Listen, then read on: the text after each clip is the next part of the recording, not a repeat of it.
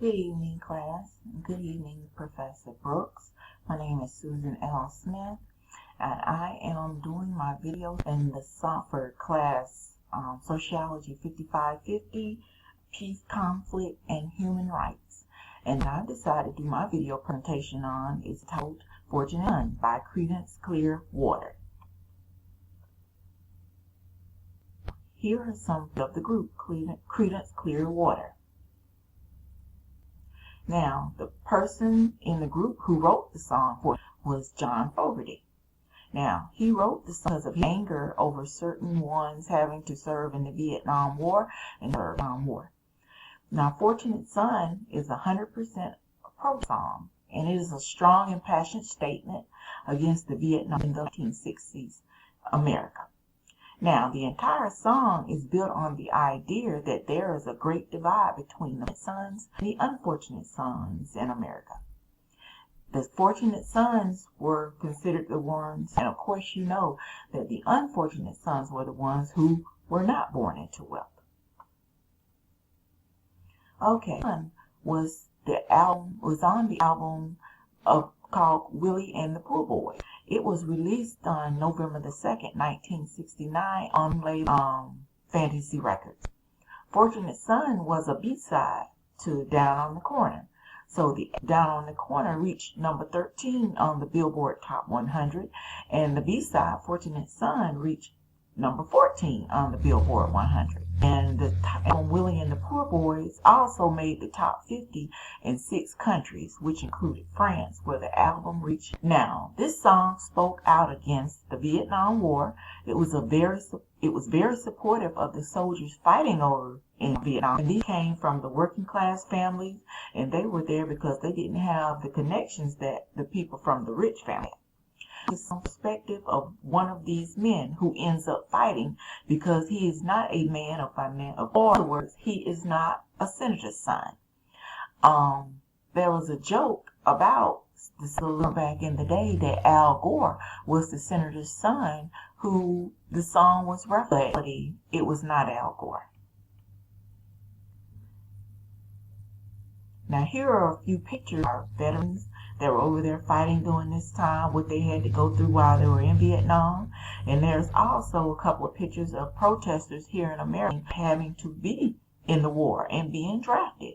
At that time, there was also something called draft dodgers and burning of the draft cards. They would burn their draft cards and they would go to other countries, especially Canada, to get out of going to the war. Now, John Fogerty was interviewed by Rolling Stone magazine, and he was asked what inspired him to write Fortunate Son. And his response to the magazine was that Julie Nixon was hanging around with David Eisenhower, and you just had to be involved with the war. And in 1969, the majority of the country thought that the Marines who were in Vietnam, and the country thought that the troops were in favor, just like 80% here in America. But Fogerty stated that to some of us who were watching closely, we just knew. Now, the statement that John Fogerty made about Fortunate Son is that he said this is one of those songs that just came together very quickly. He wrote them in January 2013, and he quoted to them, "When I was about ready to write, the whole thing happened in about 20 minutes. That just poured out." Many times people think that great songs are very popular, take a long time to write.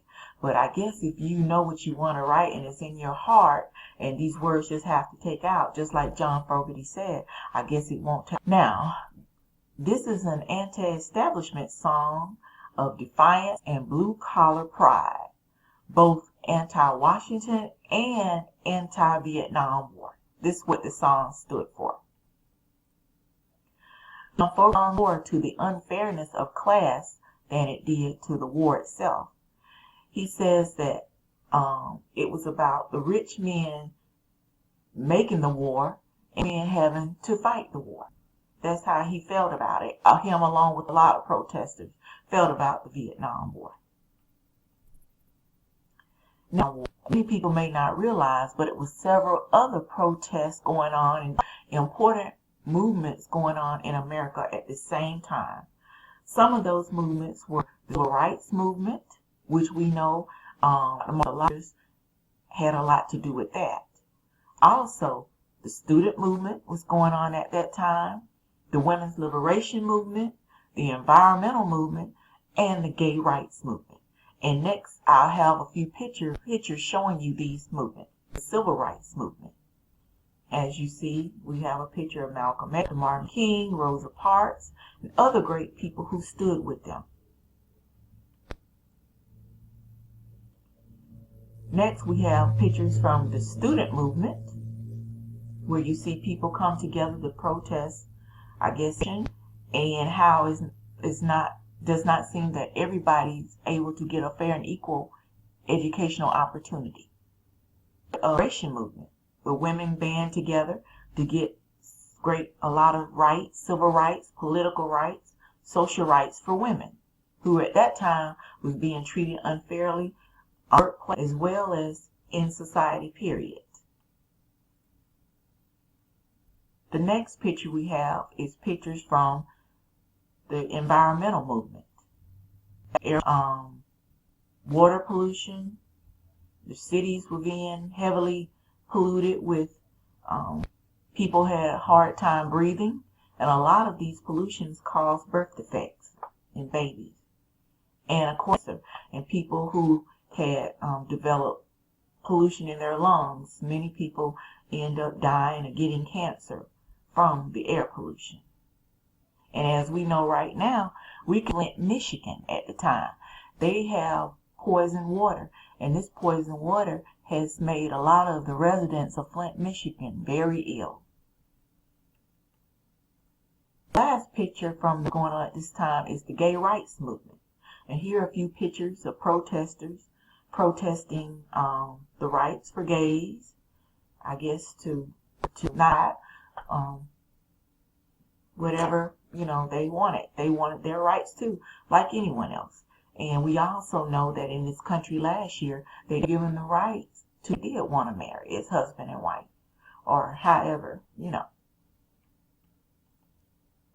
Now, some of the large changes that were happening in technology were things like the transistor radio, which was good for all our soldiers who were in Vietnam, because they had a way to listen to see what was going on.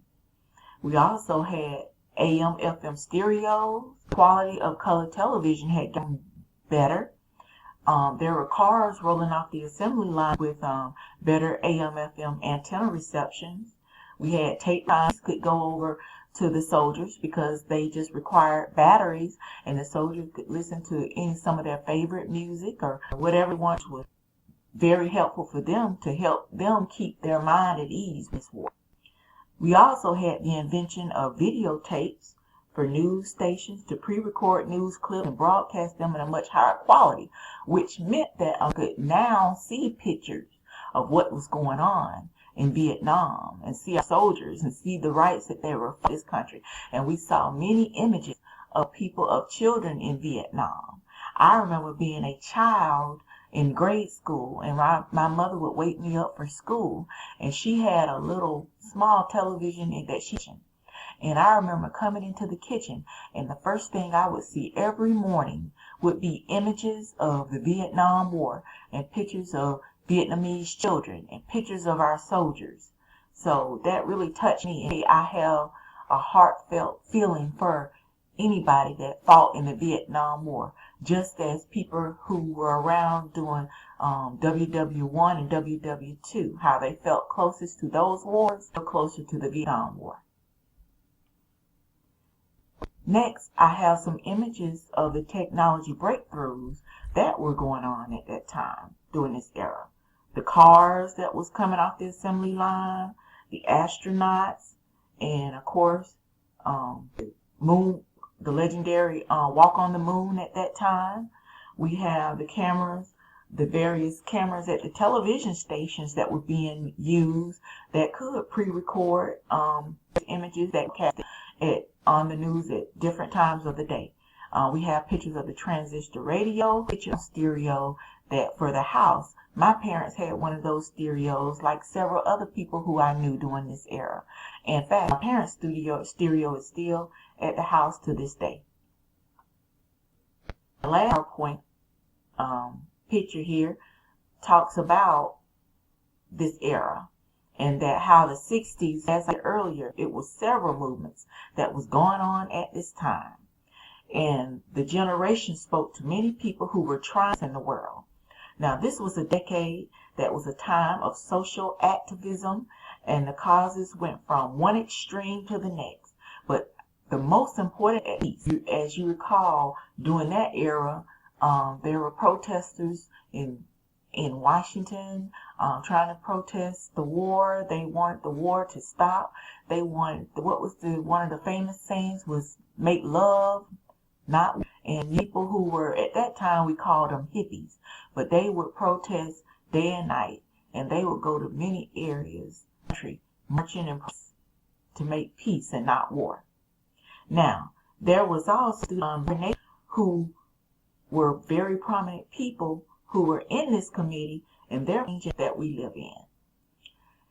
Well, that's it for my presentation, and I hope you all enjoyed about Fortunate Son and John Fogerty and Creedence Clearwater.